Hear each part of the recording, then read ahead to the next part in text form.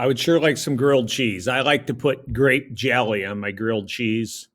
I don't really eat bread that much anymore, so I don't really have grilled cheese anymore. One time I had it at Panera, I thought it'd be great. It wasn't.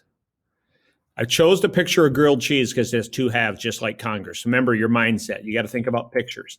The Simpsons, just like the states and the federal government. States handle speed limits, federal government handles the postal service. They have responsibilities. Pizza. How do you change it? You add something to the pizza, just like adding amendments, change the Constitution. So just your mindset needs to really think about what you're doing and how you're going to tell your story. And make sure it's your story that you're telling, a graphic novel, comic strip format, published as a book. Um, Really like this. Hi, I'm Doc, a doctor by day and a secret spy by night. I'm training my pets to steal the Constitution right now. Want to meet them? Hi, I'm Lambie, meet the pets. Hola, I'm Chili. Hi, I'm Haley. First, to steal the Constitution, we need to know more about what came before the Constitution. Sounds good, says Lambie. We had a government before the Constitution, but the government was too weak to do anything, as seen in the Articles of Confederation. This wasn't working for anyone. Then came Shays' Rebellion. He rebelled against the government, and it worked. That led us to the Constitution. So this is your introduction. Here's your Articles of Confederation. So that's the process that you're going. Remember, you do your script on a computer, and then you go on paper and do it, unless you're using Pinkle, I think it's called. I'm not quite sure. I like paper. We've had 1,000 kids do it on paper so far. Let's look at this one. Please list items that the author could improve on. I don't want to be rude, but maybe writing a little bigger. They will be honest with you. So, Articles of Confederation today, you're really working on issues at the Constitutional Convention. It's what you're working on. Oh my goodness, look how there's 10 of these plus 4 more to the right.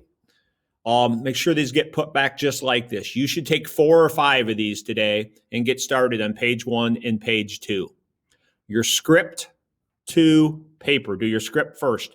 Your script is on the computer, obviously. You can certainly use your book. Page 145 has all these in there if you don't want to watch the computer today. Here's your thing link. You'll be going to 2 today, issues at the Constitutional Convention. Your imperative learning for the next before winter break is working on this comic book. So you'll do a lot of the learning at school. You'll do your artwork and the other touches after 150. So that's your imperative learning. I did make a video mainly for remote kids, but it's also for you. Shortcuts, hopes, and support for your comic book. I made a 4-minute video that gives you the main thing that you need to give you some hope and some examples. By Friday, tomorrow, script. Intro slides, page 1, page 2. From script to paper in your book. Pixton is the name of it. I don't know if I said that right, but that's okay. Life's messy sometimes. Front cover, title page, page 1, page 2. Now, your front cover title page, you don't really have to do that yet if you don't want to, but if you really want to, you can, but it might change. But script on the computer, I really need to see that, to your paper. Okay, so that's the process you're working on. I'm going to give you an example, though, right now. This is an amazing example. It's a privilege to be able to even do this. A graphic narrative of an enslaved journey from bondage to freedom. Frederick Douglass wrote his own autobiography. This is a graphic novel taking from that. So these are Frederick Douglass's words presented in a graphic novel form.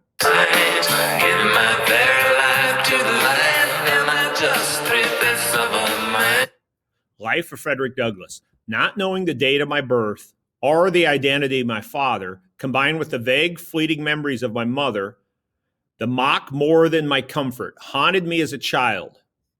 I estimate that my age was 6 or 7 when my grandmother led me from her cabin to the home of Aaron Anthony at the Wee House Plantation.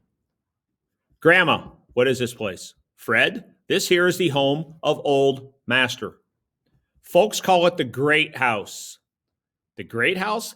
I ain't never seen anything like this before. Family I had never known before greeted me, including my older brother and sisters.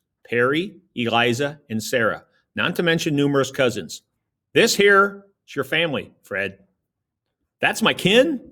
That's right. Now you go on and play. They were previously owned to only me as name, suddenly made real. It was both invigorating and overwhelming. We played, I suppose, as all children play, too young to be fully burdened by the reality that we were property of another. It was not the first time my grandmother had delivered a child over to the world of slavery. Perhaps the pain of doing so had taught her that words could bring no comfort to her or to me. I suspect this to be the reason she left without a word. How many children can one person lose? Hey, Grandma, look at. Grandma. Although I'd been born a slave, it wasn't until now, I was 7 or 8, that my grandmother left me at the great house that I started to become aware of what that truly meant. Before we left my grandmother's humble cabin, making the long walk to my new home, I was, as far as my limited understanding permitted, simply a child. I didn't know I was going to be an enslaved person. I was simply a child, 7 or 8. But by the end of that day, 7 or 8, my childhood had ended. Reality itself began to transform. And I, by virtue of circumstances I could not comprehend or control, now had become an enslaved person. Frederick Douglass. Coming to understand slavery. Remember, he wrote these words. It is difficult, even after all these years, to find the words to convey the reality of being a slave. Sleeping upon the floor of the kitchen closet, my new life within the great house was a nightmare that no human should ever endure, most especially a child. We children were fed cornmeal served in a wooden trough as though we were pigs, each fighting for enough food. The fastest ate the most, the strongest secured the best place, and the majority, like myself, left the trough hungry and wanting more. One day I offended Aunt Katie. The specifics of the offense have been forgotten. You're a bad child, Fred. For that, I'm fixing to starve the life out of you, Aunt Katie said. True to her word, Aunt Katie did not feed me. Too hungry, I wept in the kitchen. Alone, afraid, and hungry, I had reached a great level of despair. Fred, is that you? I ain't doing nothing wrong, I promise. I'm just real hungry and, while within the most pitiful of states I found myself, there came a most unexpected rescuer. Fred, baby, ain't nothing to fear. It's me, your mama. Appearing as she did, it seemed as if she had been delivered to me in the response to the despair that gripped my soul. Mama. After laboring in the field all day, she walked 12 miles to see me. 12 miles she would need to walk again before the sun next rose to get back. She walked 12 miles to bake me a cake. She walked 12 miles to remind me I was the son of a mother who loved me. I told her of Aunt Katie's abuses. You don't treat my boy like that. Had there ever been a time when I doubted the love of my mother, it was then and forever dispelled that night. Don't you ever forget your mama loves you, Fred. Aunt Katie's tyranny nearly defeated me, but my mother's love had delivered me a victory. Frederick Douglass. Unfortunately, the victory was short-lived, for as I slept, my mother began her 12-mile journey back to her own circumstances. Come the morning when I awoke, my mother was gone. Mama, where are you at? It was the last time I saw my mother. She died shortly after her visit. I was not present during her illness, her death, or her burial. This is the last time Frederick Douglass saw his mom. What a privilege to read his words. 1818, he was born. He died in 1895. He goes on to be an orator, gives speeches. Abraham Lincoln hangs out with him. They certainly have some interesting conversations. He hangs out with John Brown. That didn't go so well. And we will study Frederick Douglass this spring. But that's telling a story. So make sure you do that with your graphic novel. You are telling a story to a fifth grader. That will really help you with the process. Okay, let's go to imperative learning real quick. This is what you were supposed to do for today, Thursday. Election, 1800. Who won? Who won this election? Thomas Jefferson or Aaron Burr? They both had 73 votes. Who won? They went to the House of Representatives. Here's what happened. The election was put in the hands of the outgoing House of Representatives, which after 35 votes, which neither Thomas Jefferson nor Aaron Burr obtained a majority, on the 36th vote, Thomas Jefferson became the third president. He tied with Aaron Burr. The rest of the story, as some of you know, goes back to July 11th, 1804. Aaron Burr, the vice president, shot Alexander Hamilton. Alexander Hamilton was to change his vote. On the 36th ballot, he voted for Jefferson rather than Aaron Burr. And Aaron Burr ends up shooting Alexander Hamilton. One of the reasons is for changing his vote. He dies July 11th, 1804 in Weehawken, New Jersey. What's a lame duck? Here's a lame duck. What's a lame duck? Sometimes it's a president that's a lame duck. Here it is.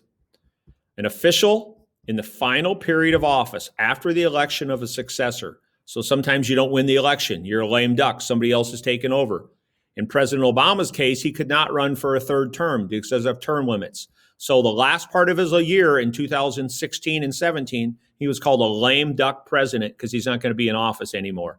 Which branch of the Constitution is this about? We, the Supreme Court, makes the laws. Executive, legislative, or judicial. Obviously, it's about judges. It's about the judicial branch. The point of the cartoon is they weren't very important back then, but now everything is about the Supreme Court, is what the media says. What is President candidate Howard Taft planning from looking at the map in 1908? Iowa has 10 of these. California has 25. What's he planning? You're right. He's planning his campaign according to how many electoral college votes each state has. So these aren't votes, these are electoral votes. What are they fishing for? You have an elephant and a donkey. Campaign issues pool. What are they fishing for? You're right. They're deciding what to put in their campaign so they can get votes and win. Are they going to put jobs? Are they going to put health care? So the Democrats and the Republicans are fishing. It's not going to be such a restful month on that. Questions to be answered. Why I voted. Answers. Why I didn't vote. What is this congressperson worried about? Congresspeople only get 2 years. A congressperson returning to his home state, worrying about getting elected in 2 years. Cindy Axne just beat David Young in District 3 in Iowa. She gets 2 years. Joni Ernst beat Teresa Greenfield, but that was for Senate, so she gets 6 years. So that was your compulsory learning, your imperative learning. So that's it for the video. Now you get to create and need to be quiet for the first 15 minutes. Then you do get to collaborate with each other and figure out how you're doing. Okay? Have a good day.